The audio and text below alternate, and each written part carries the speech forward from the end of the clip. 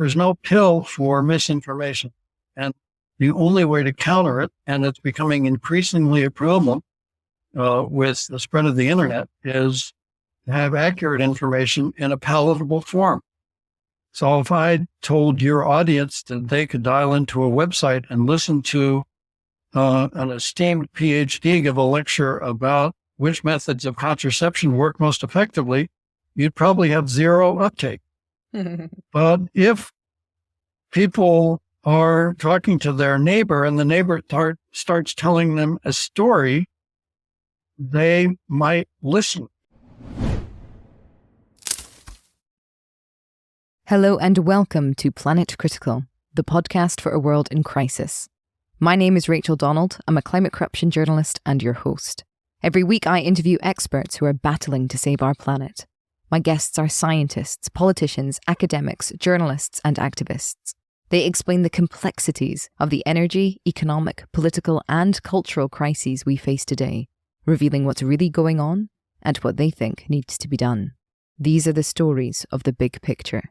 Go to planetcritical.com to learn more and subscribe. My guest this week is Bill Ryerson. Bill trained as an ecologist before discovering the population problem and then switched his career to essentially activism. He joins me today to discuss the work of the Population Media Center, an initiative he founded which creates mainstream entertainment in developing countries all around the world, which create discussion around cultural norms and drive behavioural change. The Population Media Center produces telenovelas and radionovelas dealing with population and with the cultural trends that drive high fertility rates in developing nations, despite rampant inequality and poverty. The initiative has seen huge successes. Population rates have declined in countries where they have broadcast these very popular shows. They've branched into video games which tackle gender violence, and they've received an overwhelmingly positive response from those populations, many of whom are receiving really pertinent information on contraception and even the law for the first time through the vehicle of these entertainment shows. Bill and I spend the first half of the episode talking about the population problem, the policy problems, the history of population growth, and he introduces the concept of the demographic dividend, which showed that small families actually lead to economic growth. In the second half of the episode, we then discuss the Population Media Center and the amazing successes that it has seen, with Bill sharing truly amazing stats and heartwarming stories. I hope you all enjoy the episode. If you do, please share it far and wide. And if you're loving the show, become a patron on Patreon or support Planet Critical with a paid subscription at planetcritical.com. By signing up, you'll get the Planet Critical newsletter inspired by each episode delivered straight to your inbox every week. You'll also have access to the wonderful Planet Critical community who are full of inspiring thoughts, ideas, critiques, and determination. The links are in the description box below.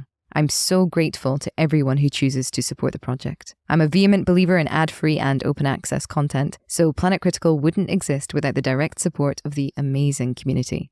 Thank you so much to all of you who believe in Planet Critical and keep the project going every week. So you were just telling me the story of you leaving academia. Yes, I was studying ecology and evolutionary biology at Yale University as a graduate student and doing research on insect feeding behavior and plant defense mechanisms. And the biology department on the forestry school had a series of lectures on the environmental crisis. And my advisor, Charles Remington, did his summer research on butterflies and moths at the Rocky Mountain Biological Lab, as did another lepidopterist, butterfly and moth expert named Paul Ehrlich, who in 1968 published The Population Bomb. And so Remington invited him to give one of these environmental crisis lectures at Yale. And I read the book, attended his lecture, had dinner with him that night at Remington's house. That weekend, the two of them founded Zero Population Growth, along with the help of an attorney. And that's still existing. It's now called Population Connection. But I started the fourth chapter in the country the following year in 1969. And we were lobbying in Hartford for sex education and contraceptive availability for people who were not married. And I decided activism, particularly on population-related issues, was more important than understanding how plants evolve defense mechanisms against insects, although people raising crops might disagree, but nevertheless, I left Yale and went to work at the Population Institute and have spent now over 50 years working full-time on population and reproductive health issues. Do you remember what stood out to you in that book or in that evening, in that lecture that made you go, oh no, this is the issue I want to work on? Well, of course, this was the late 60s, and it was when the U.S. was forming the Environmental Defense, Environmental Protection Agency. And UNFPA had just been formed in 1967. So there was a lot of concern about population and environmental sustainability. And there were all kinds of concerns about pollution. The Cuyahoga River had caught on fire because of all of the stuff that was, pollutants that were floating in it. And people said, wow, we're really living in precarious times. And when Paul's book came out, it made me realize that we were facing something that was not, okay, pollution might shorten your lifespan by a year. We were facing something that could lead to a catastrophic crash in the population. And in fact, following the lecture, I took a population biology course, a vertebrate population biology course, and I had to write a term paper about some vertebrate. So I said, well, humans are vertebrates, I'll do it on them. And I taught myself demography with the help of Lincoln and Alice Day, who were at Yale at the time, and demographers who had written the book, Too Many Americans, and did this paper, which instead of the 15 pages requested was 115 pages, and which looked at not only the unsustainability of adding 80 million people a year to the planet, the equivalent of a new Egypt every year, but looked at the effects on health and particularly the effects on economic welfare. And when I realized that, in fact, large family size was the primary factor miring many African, Asian, and Latin American countries in poverty, while all of the countries that had moved from developing to developed status since World War II had started with family planning and smaller family norms, and that led to something called the demographic dividend. That made me realize this is not only critical for the issue of sustainability and the environmental level, but critical for human rights and human economic welfare. And so, looking at the demographic dividend, for example, all the Asian tigers, when they brought down fertility rate with no change in family income, what they observed was people were raising 2 children instead of 6, and suddenly they had money left over at the end of the month. And what did they do with that money? One was they put it into savings, and they were able to save money for things like education, which increased economic productivity. The money they put into banks led to capital formation that allowed businesses to borrow and expand. And that led to ability of companies to hire more workers as they expanded. That led to rising wages and creation of middle class. And the government had rising incomes they could tax, and that was used to build infrastructure like roads and schools and municipal services, all of which increased economic productivity. So when you look at all the Asian tigers, look before that at Europe, look at all of the countries that have gone from developing to developed status since World War II, they all went through this process that's summarized by the term demographic dividend. And even today, there are people who have never taken a population biology course named economists who think we need more people because they will become consumers. But in fact, in places like Nigeria, more and more people buying fewer and fewer products because of their poverty is not solving anything. It's just making life much more miserable and leading to immense human suffering. So you're right. So just to pause here. So you're saying that after World War II, their economic growth was actually tied to small family planning systems. That's small family size. Yes. Right. Yes. Okay. So in fact, various countries started from like Japan, South Korea, Hong Kong, Singapore, Taiwan, Bahamas, Barbados started, and since then Tunisia started modeling small family norms and promoting family planning use. And that led to the demographic dividend and their economic takeoff. And people lived better lives. They lived healthier lives.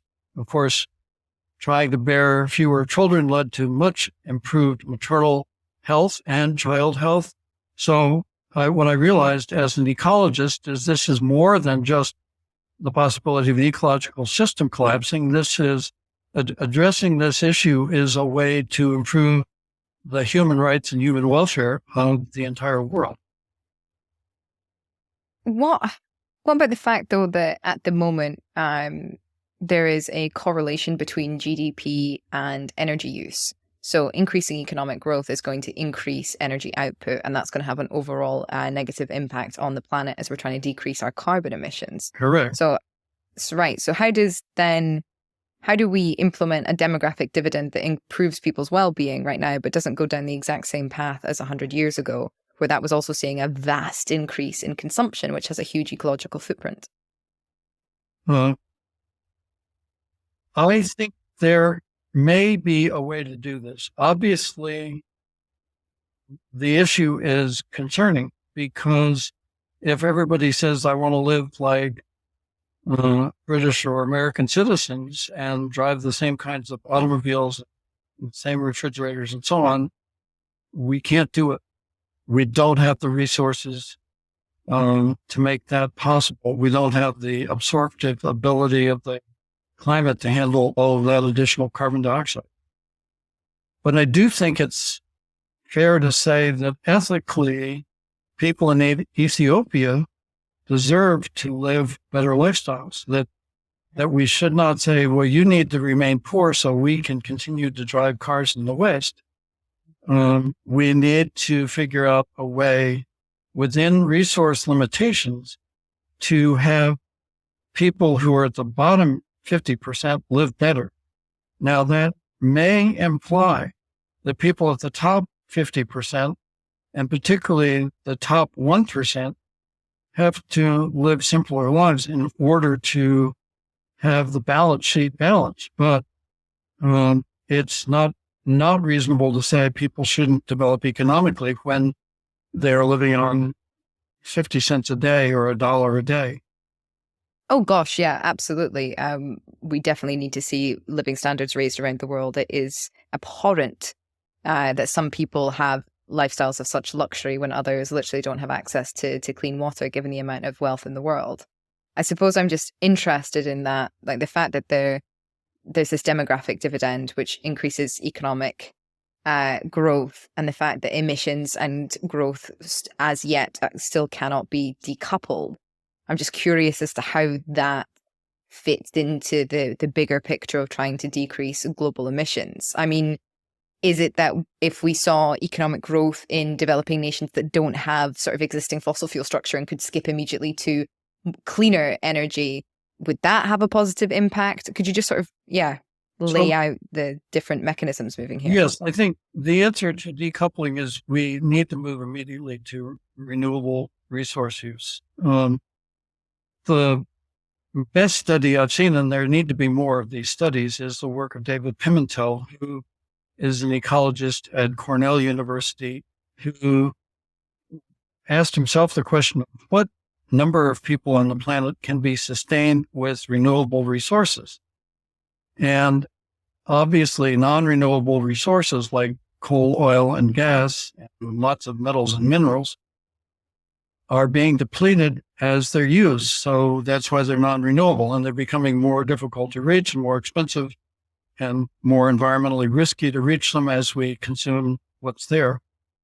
So sooner or later, and sooner is better in terms of the climate, we need to move to 100% renewables. And what his answer was, first of all, depended on the quality of life that people had. So he looked at different lifestyles and ended up saying, let me try the Western European lifestyle to see how many people could be sustained at that level.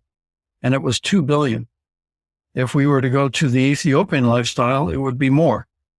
But at any rate, 2 billion is 1/4 of the current population. We passed 8 billion 7 months ago. And since that time, the world's added the equivalent of the population of Kenya, where I am at the moment, in net growth. So, we're far from achieving zero population growth. And yet, whether we can decouple our energy and other systems from non-renewables quickly enough, I do not know. But we must, if we're going to survive this century, because if we continue with the current mode of operation, namely coal, oil, and gas, the planet is not likely to be habitable 100 years from now, or if it is, only for a few. And so, in fact, beyond the climate issue, there's another issue affecting habitability, and that is expanding human footprint, namely expanding human farming and expanding human habitation, are the primary causes of the loss of biodiversity that makes the planet habitable. So if you and I were to visit the planet 3 billion years ago, we probably would not have survived 1 minute because you couldn't drink the water, they couldn't breathe the air, there was no food to eat, the world was toxic to any type of advanced life, including humans. And it's only the 3 billion years of gradual evolution of the web of life that makes the planet habitable, and we are systematically destroying it as humanity expands into rainforest after rainforest to grow soybean and to build housing developments and superhighways like the one I just was on coming from the Nairobi airport into Nairobi. It's been built since the last time I was here 3.5 years ago. So clearly, this growth cannot continue. And the question of how high on the economic welfare spectrum people will be able to achieve in countries like Kenya and Ethiopia when their population stops growing is a little unknowable, because there are a lot of issues that you just raised of how do we get off of the current treadmill and onto something that is sustainable. And certainly, what I know is I have not paid an electric bill in over a year at home because we invested in solar panels. And so I never see an electric bill. And that's very nice. And, it's possible to generate electricity using solar panels less expensively than it is burning oil or something else that some power plants still do. And it's a lot safer for the next 20,000 years than nuclear. So, no, I know there are steps we can take to rapidly decouple the system from non-renewables, but whether we can achieve that in time to have everybody live like kings and queens, I do not know. I think we're probably at a point, particularly with climate change, that we won't see European lifestyle spread throughout the world. Yeah, there's some degrowth researchers who are pretty quick to say that sort of banking on decoupling being possible in the future is a massive risk, which is why we need to be looking at this like contraction and then redistribution mechanism. Yeah. Tell me also, let's sort of, before we go back into exactly the population question, tell me a little bit about the political influence on sort of the countries that you're working in, on the quote unquote third world, or the majority world is the term that I prefer.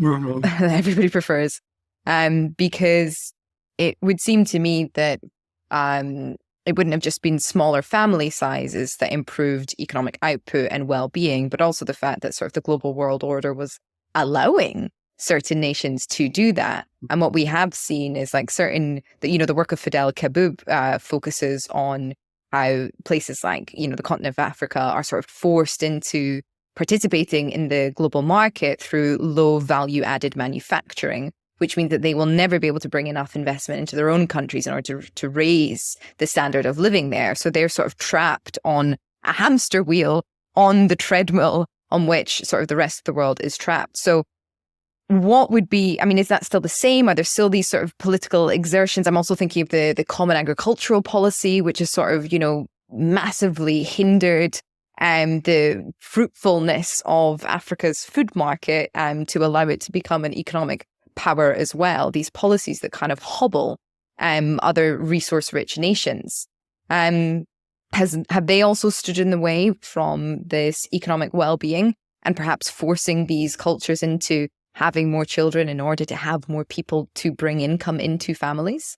The simple answer is yes. The more complex answer is it's a combination of things, one of which is corruption. And it's hard to combat corruption when somebody sees the ability to get some money doing something that may be ethically questionable. So all over Africa, I see Chinese crews building roads.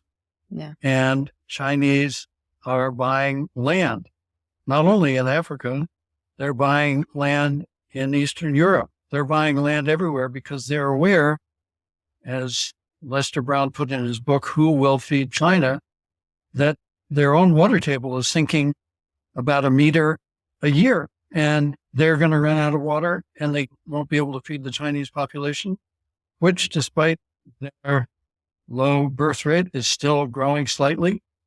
And it's going to take a long time for it to shrink down. So they see the opportunity to work deals in places like Africa where they build superhighways and take land. And then when they need the food, they can ship the land from Africa to China.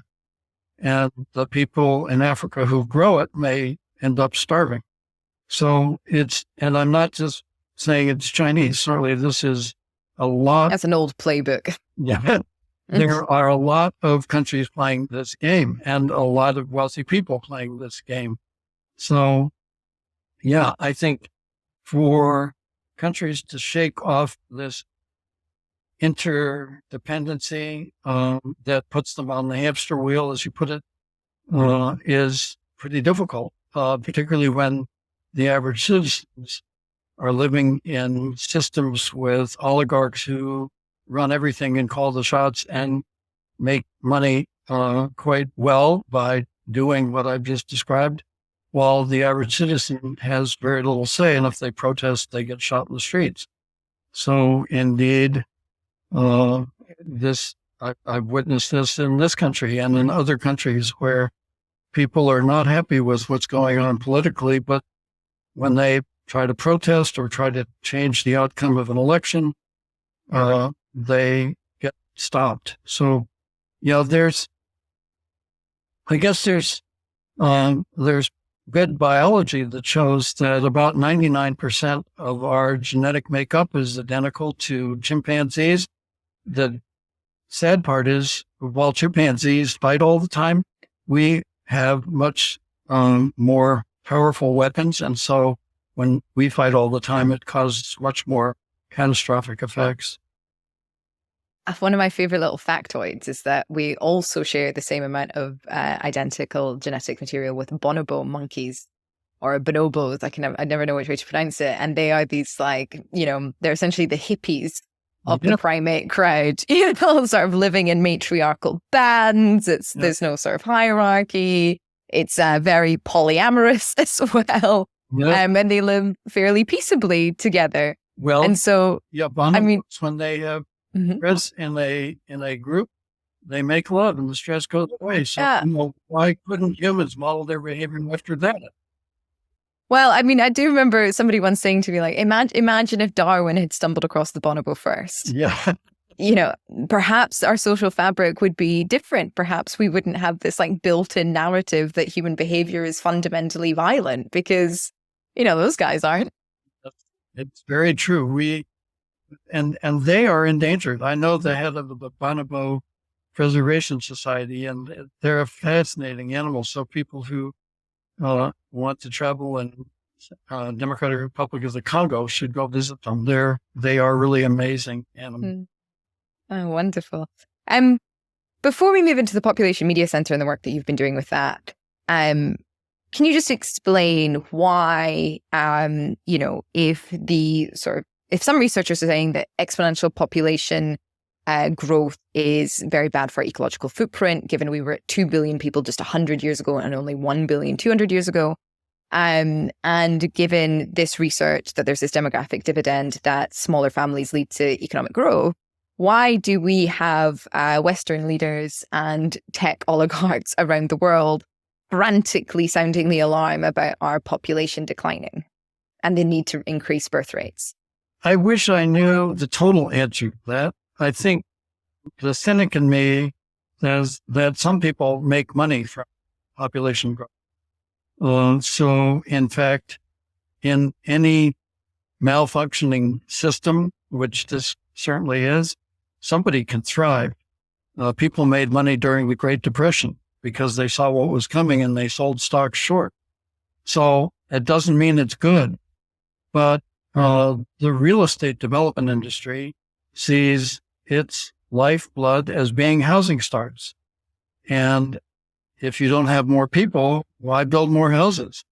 Now, certainly the building industry in general could do renovations of existing houses, but in places where populations have shrunk, you see abandoned buildings and cities gradually tearing down dilapidated houses and turning neighborhoods into parkland, which is wonderful.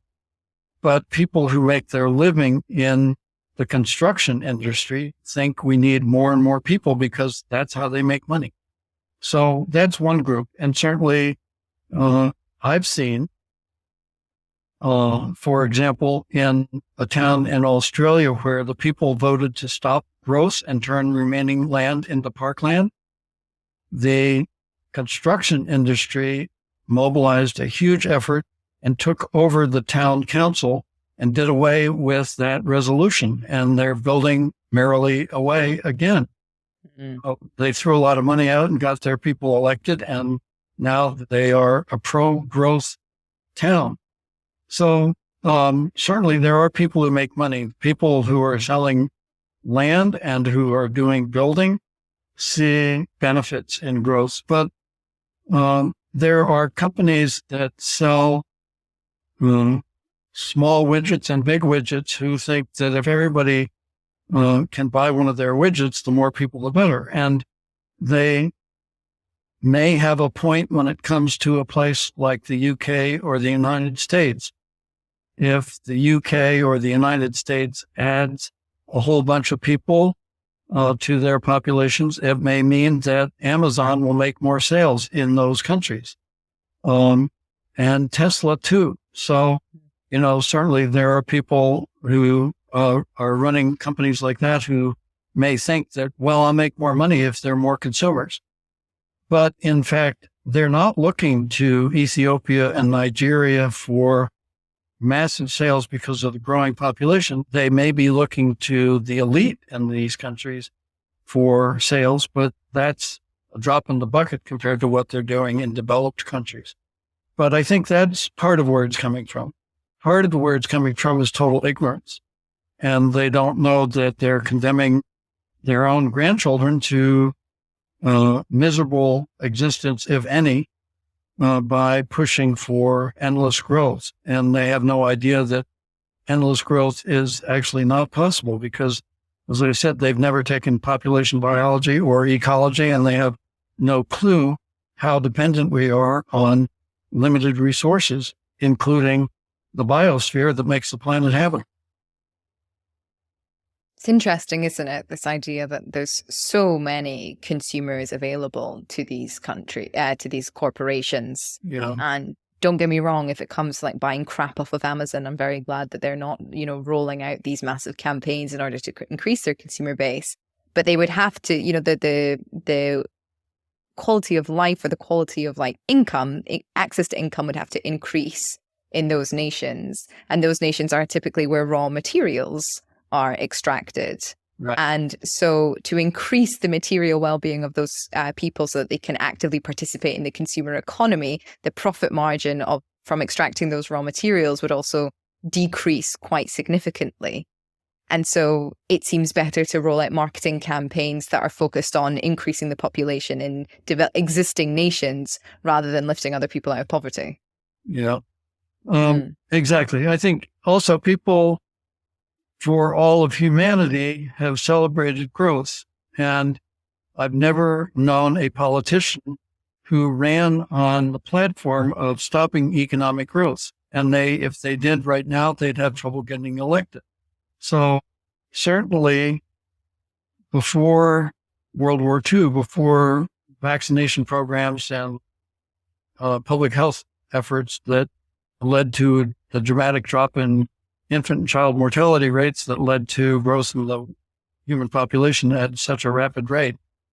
Back when we were at 1 billion, having, particularly in places like Ethiopia, having 10 children may have been quite adaptive because 8 of them would die on the way to adulthood. So if you wanted to replace yourself, you needed to have a large family. And so people celebrated fertility, and they celebrated the mother of the year, not one who chose to have one foster child, but one who had 10 children.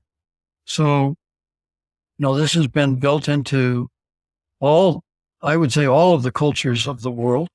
And so the idea of bigger is better has existed for all of humanity, and it's become particularly maladapted now that we have vaccination programs and public health measures that allow 90% to 95% of all children born to survive to adulthood and reproduce.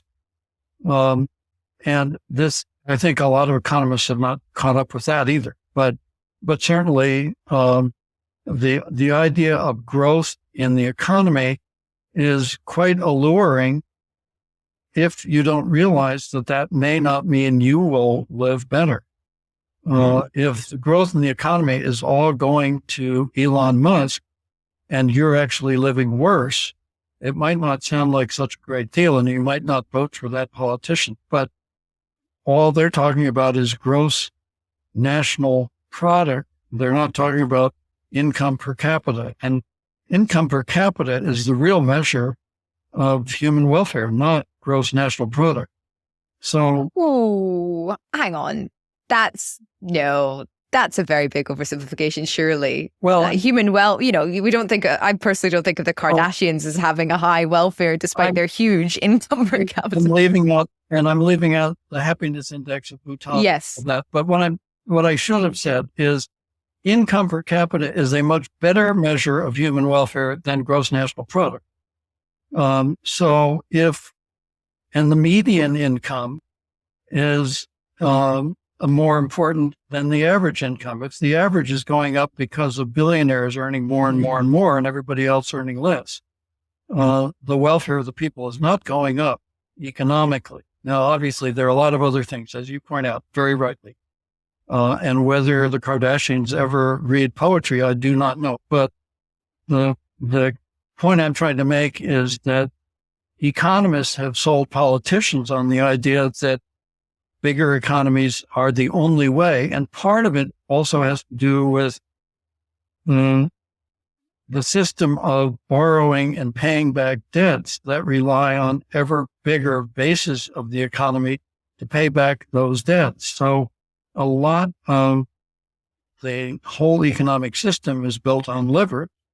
And if you suddenly have a shrinkage of the system, a lot of bills will come due that people don't have a way to pay. So, getting off of this Ponzi scheme is not necessarily going to be easy or painless. I think it will cause a lot of disruption, but we must move to a system that's not a Ponzi scheme.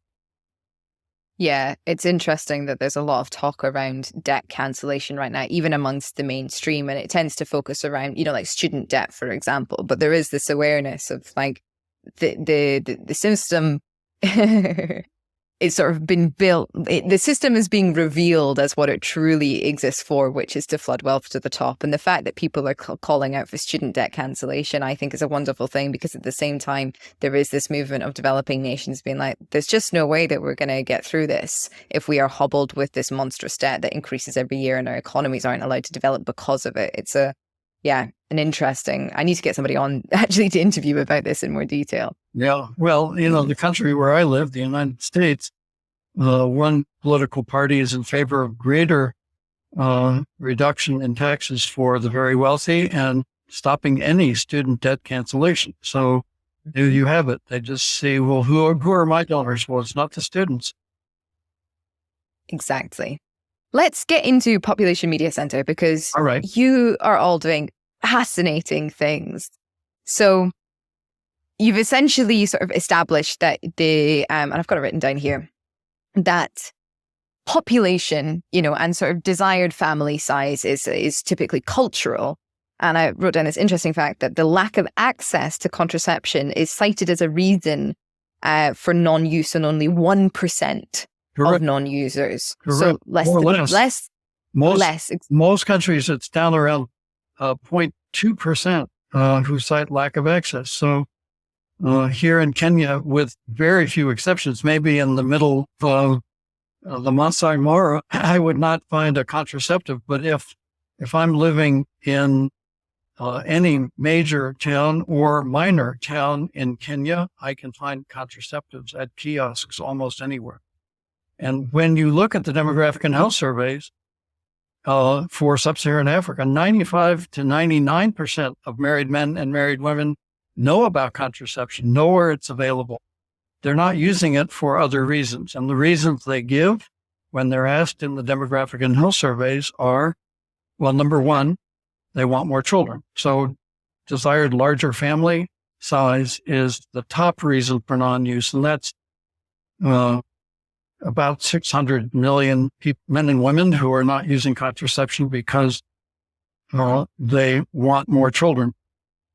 And part of that is based on what we were just talking about, the long tradition of desired large family size and the equating of that with virility, which indeed was valued in all of human history up until the present time.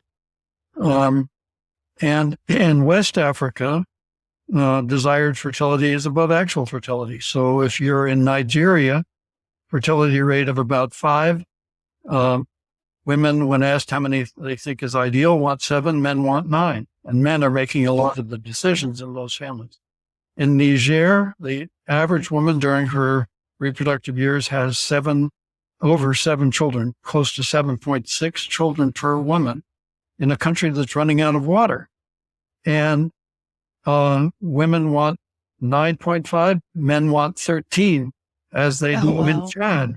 So, desired large family size is critical. And Charles Westhoff, a Princeton demographer, who's a real expert on sub-Saharan Africa, has written that, in fact, fertility rate in sub-Saharan Africa tracks within about 1 child of actual desired family size. So if you want to see fertility rate come down, changing what people think is ideal is the first step. Second, among the roughly 500 million men and women, or 250 million women, which is the way it's often couched in papers on this subject, who are not using contraception and don't want a pregnancy, who are labeled as having an unmet need for contraception, not that they know it, but that somebody thinks because they don't want a pregnancy and they're not using a contraceptive, they have a need for something that would allow them to avoid a pregnancy. The reasons they give for non-use are, number one, they've heard it's dangerous. You can go to Catholic Church here in Nairobi and hear that condoms will give you AIDS. And Good God. Yes, and that the IUD will migrate up and stop your heart from beating. And you're much better off to have unprotected sex than to use a condom. So there's criminal misinformation being given out by zealots. Second, there's the rumor mill. So lack of adequate counseling. People try an IUD and they have heavy bleeding for a month and they think they're hemorrhaging and nobody told them this would happen, so they have it removed and they tell 10 friends. So fear of health effects is a leading reason in many countries. Opposition by religion, by male partner in particular, and personal opposition to the idea of planning a family is a leading cause in many countries. So in Nigeria, that's the number one reason. And it's tied into religious beliefs that somehow planning a family is not up to individuals, that this is up to God. I remember when one of the demographic and health surveys in Pakistan came out, 38% of the non-users of contraception gave as their reason, the number of children I have is up to God. So why use a method that doesn't work, like a contraceptive, that might cause your heart to stop beating when God is determining how many children you're going to have? So unless you can overcome the misinformation about safety and effectiveness and change opposition and make men realize that if their wife uses a contraceptive, it doesn't mean they're going to be sleeping around the neighborhood like they would, then, we can't get people to start planning families until they realize, oh, actually, I'm going to have a happier, healthier, and wealthier family life if we do this. And if we don't start having a baby every year, we maybe have 2 or 3, we space them out 3 years apart, that will be much better off. But if they don't know that and they've heard all these rumors and misinformation and religious opposition, they just give up on it and say, nope, that's not for me. So it's a big problem that requires information to change it. There's no pill for misinformation. And the only way to counter it, and it's becoming increasingly a problem with the spread of the internet, is to have accurate information in a palatable form. So if I told your audience that they could dial into a website and listen to an esteemed PhD give a lecture about which methods of contraception work most effectively, you'd probably have zero uptake. But if people are talking to their neighbor and the neighbor starts telling them a story, they might listen. So going back to one of the first such stories in a program produced by a man named Miguel Sabido of Mexico. Sorry, but just to clarify, Population Media Center is creating radionovelas and telenovelas, like mainstream entertainment, to kind of Trojan horse these messages to a population as a form of education. Thank you for giving that pitch. In fact, Trojan horse is somewhat inaccurate. We're quite evident in our programming of who's producing the program and what it's about. And the audience doesn't mind because they're not being bored. So we're not trying to manipulate them into wanting smaller families. We're showing them positive, negative, and transitional behaviors and the consequences, the realistic consequences of each. So Marta and Jesus in this program created by Miguel Sabido on Televisa in 1967, 68 were struggling to keep their marriage together. And Marta did not want to repeat what her parents had done. She grew up in a very dysfunctional family. Her parents had 10 children. They lived in poverty. They fought all the time. And she saw many of their friends falling into the same trap. And so, and Jesus was lovable, if slightly macho. But at any rate, Marta says, look, I don't want to have another baby. We have 2 children. That's enough. So she separates their beds. And then someone tells her about the rhythm method, periodic abstinence, and she presents the calendar of the month at the kitchen table to her husband. And she says, this week is X'd out, and that's the week we have to be disciplined. But we're in this week, so if you'd like to go dancing tonight, we can. Yeah, I like that idea. So, Madam Attorney, so they go off dancing and they get carried away and the audience knows what follows. And then a week later, Jesus comes up to her and puts his arms around her and says, it was so nice dancing last week. Can we do that again? And she says, Jesus, this is the week we have to be disciplined. You know what happens when we go dancing. I thought you would have forgotten about this discipline by now. And she said, no, I'm very serious about this. And you said you agreed this is going to determine the future of our family. And he said, you can have your discipline. And he walked out on it. So then she goes to her aunt. And if you're writing a telenovela, you always need an aunt character. So the aunt says, in fact, there's something in Mexico that started in 1973 that you can do medically that will allow you to determine how many children you're going to have. You should go see a doctor with Jesus. It took some doing because Jesus said, neither of us are sick. Why are we going to see a doctor? But she finally persuaded him. They sit in front of a doctor, or more accurately, an actor in a white lab coat. And on primetime television, with almost a third of the nation's viewers watching, he describes all the methods of family planning. They adopt an IUD. They're at a MexFam clinic, the Planned Parenthood clinic, affiliate of Mexico, and they adopt an IUD. And on the steps of the clinic afterwards, she says, Jesus, you have no excuse not to love me for the rest of your life. And Jesus said, and it's so easy. We can go dancing every night. So there you have it, what appeals to men and women in relationships. And Sabino captured this, and there was an immediate 33% increase in the sale of contraceptives in pharmacies. A 33% increase in clinic attendance at MexFam clinics, a 23% increase in the sale of contraceptives in pharmacies. And Sabino also role modeled interpersonal communication, particularly this system of promotores, the promoters of family planning that Mexico has specialized in using, and had characters who were benefiting from family planning use, talking to characters who hadn't discovered the benefits to persuade them, and ran a unique toll-free number people could call to sign up as volunteer promoters. And 3,000 people called that number and signed up. So a colleague of mine, a man named David Poindexter, had been on a trip to Mexico during the time this was being broadcast. And he met with Sabino and came back and told us about it. And we all sort of laughed. Telenovelas, who would do anything like that on a serious subject like population?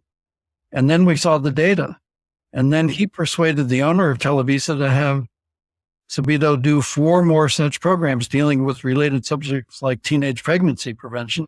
And by the time all 5 had played in the late 70s and early 80s, Mexico had achieved the most dramatic decline in fertility rate of any developing country in the 20th century up until that time.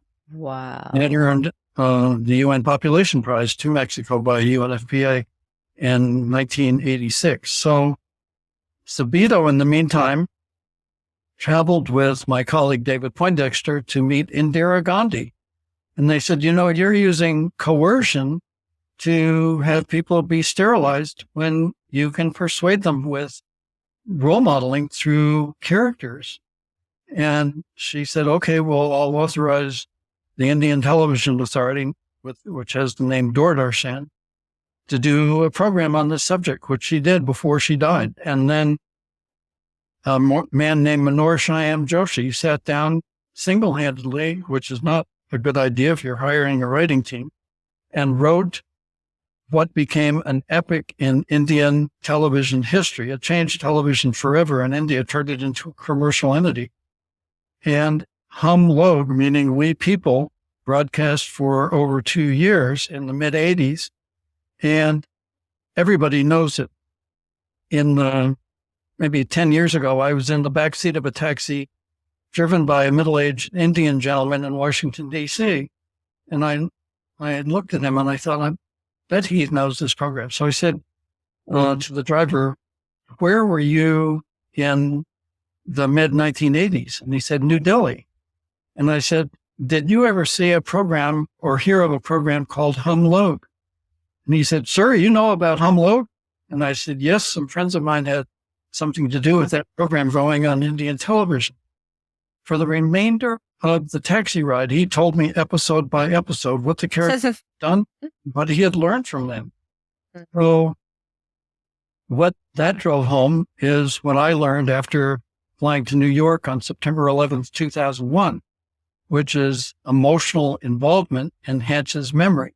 So what I witnessed in New York, I landed before the attack on the World Trade Center and witnessed it. And what I witnessed is always going to be engraved in my brain because of the emotion attached to it. The same thing with a lot of other traumatic events one can go through. Emotional involvement enhances memory. So the difficulty we have in a lot of schools is we say, well, memorize these principles of physics and then try to remember them until the final exam. But unless you can find a way to emotionally wrap yourself around that information, it's hard to retain it. Whereas melodrama, a highly emotional format with good and evil characters battling over issues, and in the Subito formulation, middle of the road characters representing segments of the audience, sorting out conflicting advice from positive and negative characters, the emotional involvement in those characters' lives makes it highly memorable. So people retain for a lifetime what they learn through these programs. And how many countries are you now operating in? We're in about a dozen at the moment, total, including programs we've produced on MTV Latin America and Televisa that have played throughout Latin America. We have done programs in 57 countries and reached about 500 million people. Wow. And in many countries, these are the top rated shows on the air. So particularly in the world of radio, in sub-Saharan Africa, where radio is still the dominant medium in most countries, and where government broadcasting is still dominant, like Radio Ethiopia, you can capture close to half the population. What we do in many countries is syndicate the program across government and private stations. And, we can see, like in Ethiopia with the 9 programs we've done, we've pulled in about 46% of the population through these programs. And what do you mean pulled them in? As audience, regular audience. Right. In Sierra Leone, 50% reported listening at least weekly to what was a twice-a-week program. In northern Nigeria, 67% reported listening at least weekly. And what's been their impact on population rates? In going through those 3 countries, our first program in Ethiopia, fertility dropped by a full child during that first program. It was a 2.25-year show. Wow. Among the 45% of women who were listening, contraceptive use tripled from 14% to 40%, whereas among non-listeners, it went up marginally. The increase among listeners was 2.5 times what it was among non-listeners. So what happened with non-listeners was 2 things. One, there are other factors causing people to take up use of contraception. And 2, it is diffusion of ideas, as Everett Rogers put in his book, Diffusion of Innovation. So somebody who's listening to the program may talk to a non-listener and they decide to use family planning. So some of that may have happened in Ethiopia as well.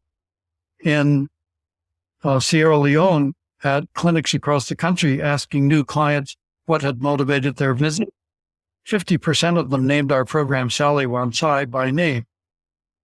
In northern Nigeria, 11 clinics asked new clients what motivated the visit. 67% named our program as the primary factor that brought them to the clinic for family planning. And so we said, okay, extrapolating that across all the new users in the broadcast area, how many new users did we stimulate, and what was the cost of the entire effort per user? So cost per attributable behavior change. And we took, in that case, the writing, acting, production, and primetime broadcast of 208 episodes, which isn't totally cheap. If you want to do a good job, it has to be better than what's on the air. And survey research across the 4 states where the program was broadcast, before and after, plus clinic intake research, asking new clients why they came. So all the costs of the research, divided that by the number of people who adopted family planning and attributed to the program, and it came out to 30 cents US. What? No more cost-effective strategy on the planet for getting people to understand the benefits of family planning. So the Wow. reason we're doing it is it's far more effective, cost effective than brochures and billboards and lectures on the air and anything else, because you can attract such a huge audience and they fall in love with the characters. They're writing us letters saying, I named my baby daughter after this character and I hope she'll grow up to be as wonderful as you are. And which was what somebody in a market told the actress who played for Kurta in our Ethiopian serial drama. And another Ethiopian story that gets me out of bed every morning is we got, among the 25,000 letters we got in response to that first program alone, was one from Oromia, Ethiopia, saying, thank you for dealing with the issue of marriage by abduction. Our own daughter was abducted on her way to school at age 14 and ended up married as a result, because they want them to marry the rapist to save the family name. So, this is a practice in many countries, believe it or not. Even Kyrgyzstan, we've addressed this issue. So she said, we have been afraid to send our 12-year-old girls to school for fear the same thing would happen to them. When your program addressed this issue through the character Wu Balam, our entire village, most of whom were listening, came together and we agreed to enforce the law against marriage by abduction, which we had not realized existed. And now it's safe for our 12-year-old girls to go to school. Thank you. And please keep the program on the air. Oh, wow. That's amazing. That's an amazing story. So, when you realize whether their economic welfare improved or not, the lives of those girls by being educated is dramatically improved. Everybody says, girls' education. Of course. But there are barriers to that exist in reality in places like Ethiopia that are critical to overcome. Jane Goodall did a wonderful thing in Uganda where we've done a couple of programs. She said, in the areas where the chimpanzees are that she was studying, the number one cause of loss of habitat for the chimpanzees is expanding human population. And what is happening in Ugandan schools is girls are reaching puberty and missing a week, a month of school because they can't go to school where they're bleeding. So she said, let's give them sanitary equipment so they can continue in school. And so they're doing that. And it's contributing to slowing population growth, because what was happening was after a girl misses several weeks of school and is, for a whole year is months and months behind, they drop out, they get married, they start having babies. So keeping them in school is critically important, and doing everything we can to allow girls to overcome all the barriers that exist, from bathroom facilities to sanitary equipment to stopping rape of girls on their way to and from school, to stopping violence and bullying against girls in school is critically important. Tell me, Bill, you've seen these fantastic behavioral changes, in those, in the 2 years of that Ethiopian program, the fertility rate dropped by one full child per family or per woman. Is that behavior change sustained even when your programs go off the air? Yes.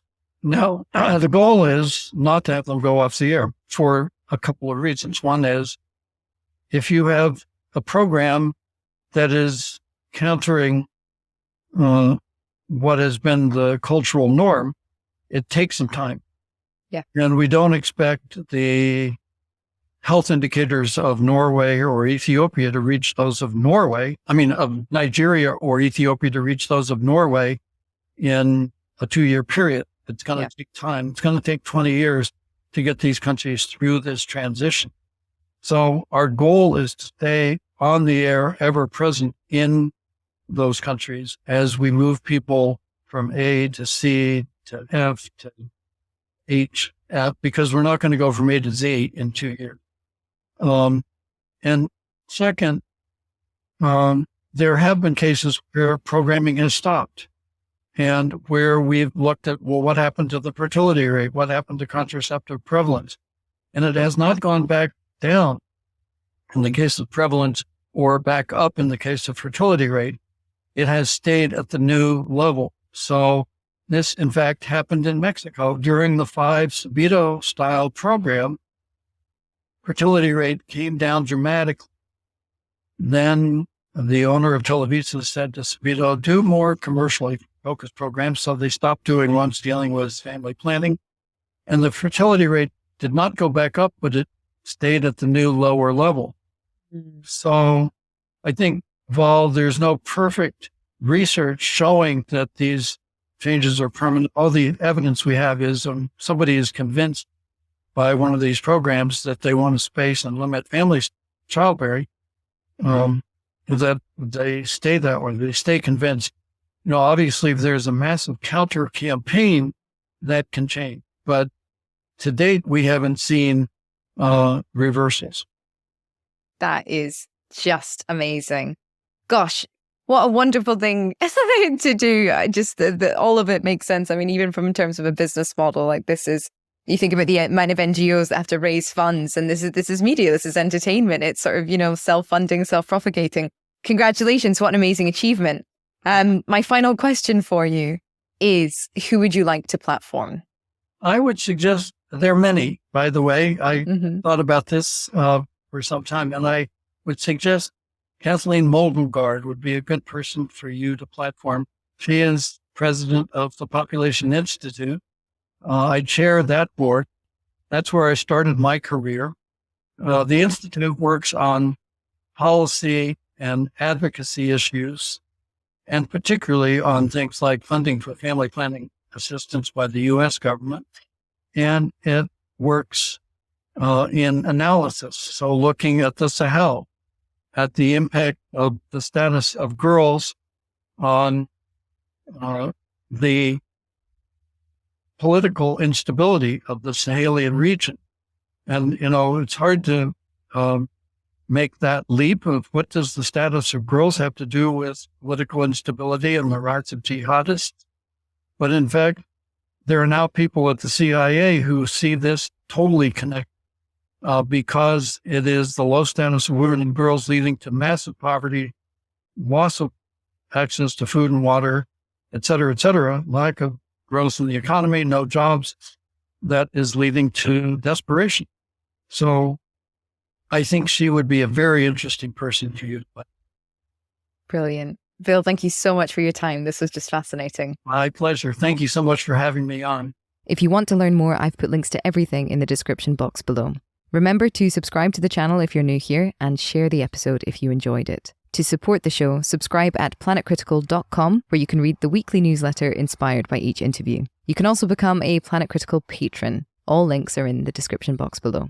As always, my deepest thanks to that community. Planet Critical wouldn't exist without your support. Thank you everyone for listening and for coming on this journey together.